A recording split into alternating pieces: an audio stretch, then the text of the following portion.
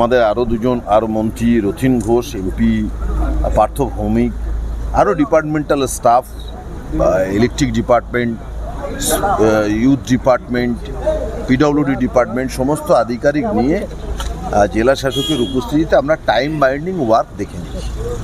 যেমন সিসিটিভির ম্যাটারটা ফিনান্স দেবেন এসপি বারাসাত, সেটা পিডব্লিউডি লাগাবে। পিডব্লিউডির নিজস্ব কিছু কাজ আছে, যেমন আপনি যে ফেন্সিংয়ের কথা বললেন, আর একটা ফোর্থ গেট, 3টে গেট আছে, আর একটা চতুর্থ গেট করার কথা আমরা ভাবছি, যে গেটটা ভিআইপিদের এন্ট্রান্স এক্সিস্ট হবে, সেইটার জন্য আমরা ভাবছি।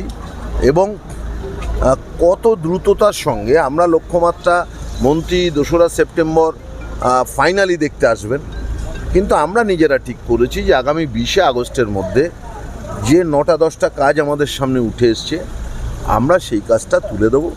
এবং সেইটা ফিল্ডে তোলার জন্যে আগামীকাল বেলা 12টায় আমি নিজে এডিএমজি, স্পোর্টস ডিপার্টমেন্টের additional secretary, SP madam, Barasat মিউনিসিপ্যালিটির চেয়ারম্যান সহ 2জন কাউন্সিলর, আমরা ফিজিক্যাল পজিশানে আসছি।